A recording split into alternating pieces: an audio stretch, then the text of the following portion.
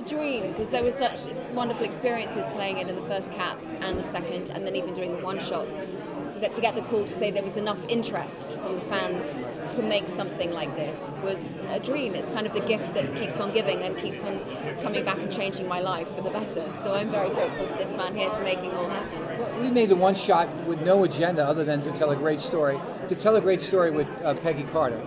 And we knew we had to go back in time because she wasn't frozen in ice. There was no experimentations done on her. She didn't have a red skull, or her brain wasn't put into a television or a computer. So what are we going to do? Let's go back in time. We went back in time. After making the one shot, we showed it to some of the higher ups at Disney just to show them this, as we show them any film we make. And they knew we had something special also. And they said this would make a great television show. And then that's why we're here. How do you feel Peggy Carter fits in with the other strong females of the Marvel Universe? I think Marvel has a lot of strong female characters, and we've always, you look at Pepper Potts and Black Widow and on and on. But we've been asked, Kevin Feige and myself are asked all the time, when are you going to make a female heroine? And I think that question's been answered now. We're doing it. How does it feel to play that heroine? No pressure. It's a privilege. It really is. To think this is a character that's going to have an impact on younger women is great. And I think what she stands for is pretty fantastic. She's not a feminist in the sense that she doesn't like men. I think she just knows her place is right beside them rather than behind them. A big part of Agents of S.H.I.E.L.D. is connection to the Marvel Cinematic Universe. How is Agent Carter going to tie in to the movie? Well, what's cool about that is that we developed all these characters in Cap 1, First Avenger, that we couldn't use again.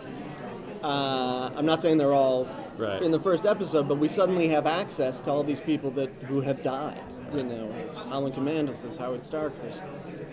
I can honestly say I don't think we're going to get Tommy Lee Jones. So it's probably true. But I think we can say that.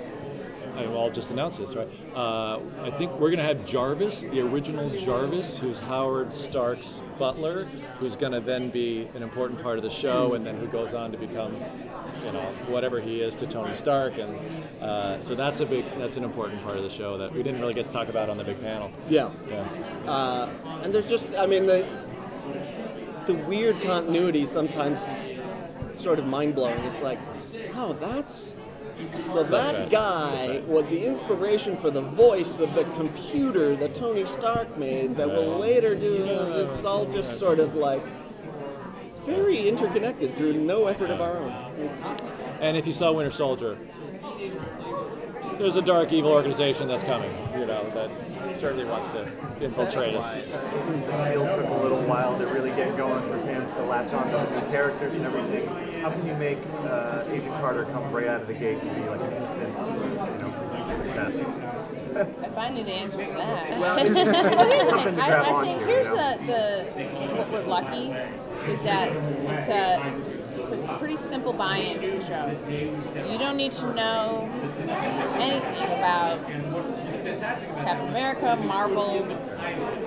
You just need to know it's a female spy cold war.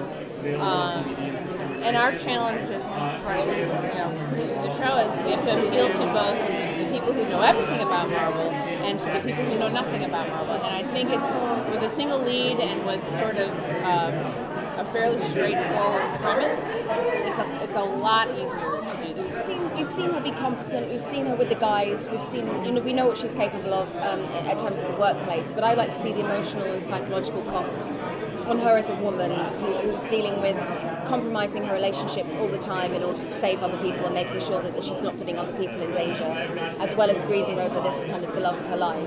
And I think there's something to be said for a woman who's you perceive her as strong, yet there has to be a cost to that.